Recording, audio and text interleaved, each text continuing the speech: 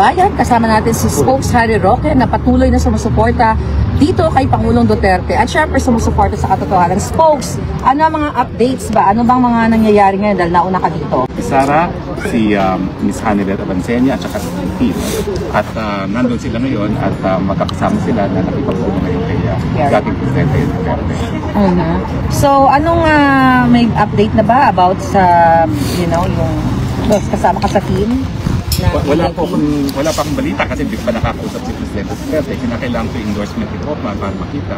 Ang huli namang balita is sinanungan ni VP Sara, si Hoffman, kung kailan na i-endorse ako para makapasok as a potential lawyer. Ang sagot niya is may policy nga na ang mga visitors ngayon ay mga close family members. Okay, so hindi naman makaka-affect sa as an asylum seeker like you? Hindi naman makaka-affect ka? Wala pong request na yun kasi ang importante habang ako'y aplikante, hindi ko mapasalikod sa Pilipinas. Kung sakaling makuha ko ang abogado, sabihin, wala akong hassle na worry about deportation. Yun po yung right na. Pero folks, bilang isang counsel dito sa ICC, ano yung nakikita mo na patutunguhan nitong case ni PRRD? Wala po talaga patutunguhan ito dahil malinaw na wala namang jurisdiction ng ICC. Meron na po decision sa Burundi case na kapag ang preliminary investigation ay nasimulan sa loob ng isang taon matapos mag-deposit ng instrument of withdrawal, talagang po pwede magtuloy. Yun yung nangyari sa Burundi.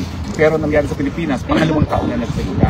Kaya wala nang dahilan para magkaroon ng jurisdiction. Bukod pa dyan, yung illegality ng arrest, na-decision na rin ng ICC. May isang nasasakdan po na Libyan na ganun din, irregular yung pag-aresto sa kanya, hindi dumaan sa lokal na hukuman at sinabi ng korte na dahil mali yung kanyang proseso kung saan ako yung pagkatao niya, hindi magkakaroon ng jurisdiction ng hukuman. So sa akin, malino pa sa sikat ng araw ang two grounds, yung illegality ng arrest at saka yung lack of jurisdiction in terms of temporal time. Yung temporal kasi yung panahon na wala na talagang jurisdiction ng ICC. So it's a matter of time at ang akin nga is dapat maisampa na agad yung motion to dismiss before anything else. Although pwede naman kasi isabayan sa provisional release, no? Pero sa provisional release, I want to temper people's expectations kasi wala pang pinawawala ng ICC na accused diretso ng crimes against humanity or war crimes. Ang napawalan pa lang nila na bigyan ng provisional liberty ay yung mga accused of offenses relating to administration of justice. Hindi yung mga main suspect mismo. So, ang track record ng ICC, hindi nag-grant ng provisional release yung mga akusado mismo for the core crimes na linilitis ng hukuman. Pero siyempre, susubukan pa rin, dahil 80 anyos na ang presidente. Tingin ko naman, alam natin na pag may nangyari kay presidente sa loob ng kulungan, talagang cargo de conscientia ng hukuman. So tingin ko, pag-iisipan din nila ng mabuti yung provisional release dahil hindi naman nangyari na mayroong 80 anyos na akusado na nasa poder nila. Yung marami pong sakit. Yung motion to dismiss, let's say for example, ikaw yung lawyer ni PRRD, kailan dapat ipapile? As soon as time possible. So hindi pa napapile? Ang alam ko hindi pa ba, pero bakit kaya? My mind, kung ako yung nabigyan ng pagkakataon, wala naman akong pagkakataon, ako yung nagsasalita lang as a commentator, no? Dahil I have the qualification naman as a member of the District Council, hindi ko alam kung bakit. But, ang pagkakakilala ko kay Presidente Duterte, biglang naging amo ko naman siya, talagang hindi niya matanggap na pinahaharap siya sa mga dayuhan. So, bago ba i-file yung motion to dismiss na yan, kailangan bang may i-gather na mga evidence or whatever para i-present sa court? Well, alam ko, dun sa nangyari dun sa pag-aresto, pwede humingi ng evidentiary hearing. So, pwede talaga mag-schedule ng hearing ng korte at mag-present ng ebidensya. Yung testigo naroon, inaresto siya para i-relate na walang pinapita at saka walang request ng ICC na mag-cooperate ng Pilipinas, na walang Interpol red notice, na meron lang diffusion order, na diffusion order nanggaling din sa Pilipinas. Parang hiningi ng Pilipinas sa sarili niya na tulungan kaming arestuhin ito, which is ridiculous, di ba? So, kung pwede mong i-allege na yung illegality, tapos yung pagpuprueba, magkakaroon ng hiwalay na pagdinig para tanggapin yung mga ebidensya. Pero yung issue ng jurisdiction, dahil nagsimula ang preliminary investigation after 2 years, that's a purely question of law. So sa akin, pwede ng decision yan na walang kahit anong hearing. Yung question of law na. Ang preliminary investigation ba na nasimulan sa pangalawang taon matapos ang instrument of withdrawal, yan ba ay tama o mali? So dapat ma-decision na yan dahil kapag sinabi ng hukuman na mali, tapos na ang boxing, uwi na si Taray. Yes, I hope makauwi na talaga si PRRD. Spokes, kumusta ka naman bilang asylum seeker? Kasi alam niyo mga kababayan, mga katulad ka. Hindi biro ang pinagdaanan mo para makatakas sa kamay ng Polboronic government. So pwede mo bang i-share dito sa ating mga kababayan kung okay lang sa iyo yung pinagdaanan mo since na tinarget ka nila katulad ko? Well, gaya ng sinabi ko, talaga napaiyak ako nung ako'y pumirma ng asylum application kasi yun nagbigay ng karapatan na hindi na ako pwede mapabalik sa Pilipinas. Panandalian habang dinidinig yung aking asylum. At matagal nga yung proseso bago ma-approve yung asylum. Kaya, so parang nakahiga ako dahil meron na akong halayaan magkano at kahit ang paggawin nila hanggang hindi tapos ang asylum. At ngayon, talagang naawala ako dun sa mga vloggers na tinatakot din ng contempt. Yun nangyari kay MJ na kapag hindi siya mag-apologize at umamin yung umano na fake news editor siya, ipapakontempt siya, naintindihan ko yun kasi sino ba naman gusto na ma-assist ko, pero parang napakasama nung nangyari sa kanya. Para siyang ginahasa ang kanyang pagkatao at parang pinaamin na hindi siya ginahasa at nag-enjoy siya sa pag-aabuso sa kanya para lang maiwasan ang pagkakataon.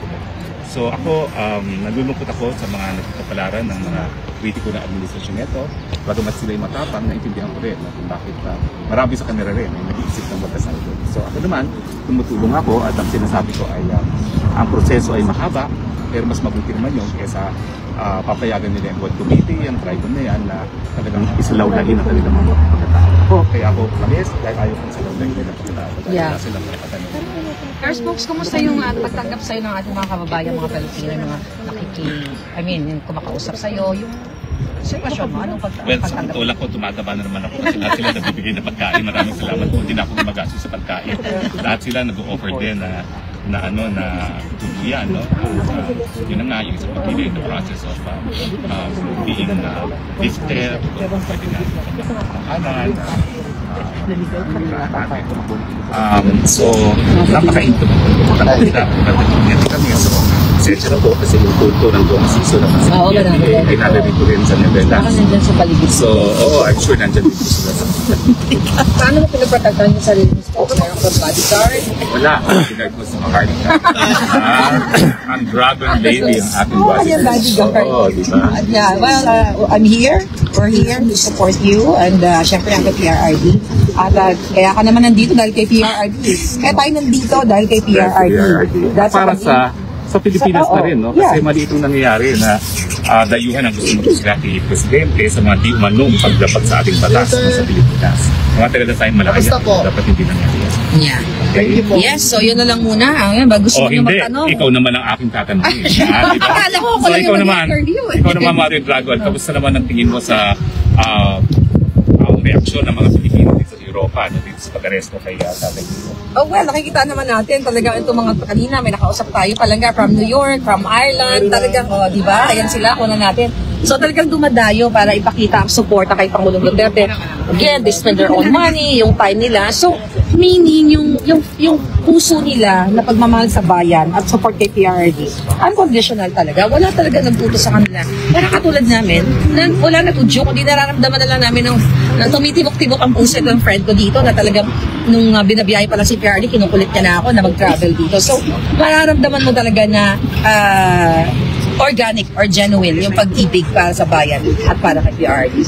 At ano naman ang advice ba sa mga Pilipino na gusto pumunta dito para masilayan man lang si Presidente pero hindi mangyayari yun kasi talaga stricto family na nakakatawa. Walang advice ko sa kanila, pwede pa rin sila pumunta. Imbis na mamasyal sila sa Pilipinas, kasi mas sad to say, nakakatakot magbakasyon sa Pilipinas right now, dahil bumabalik yung mga tanimbala, you guys are welcome here para magsama-sama tayo dito at para maipakita lang natin yung ating suporta. Although hindi nyo talaga makikita si PRRD dahil family lang so far. So yung being here is already a historic na feeling na, wow, I've been there, di ba? After 5 years, 10 years, kung ano man ang mangyari sa mga buhay natin, may kukwento natin sa ating mga anak, mga pamilya na pumunta ako dyan. Nakita ko yung mga kababayan, naramdaman ko yung feeling, yung emotion bilang isang sumusuporta sa bayan at of course kay former President Duterte.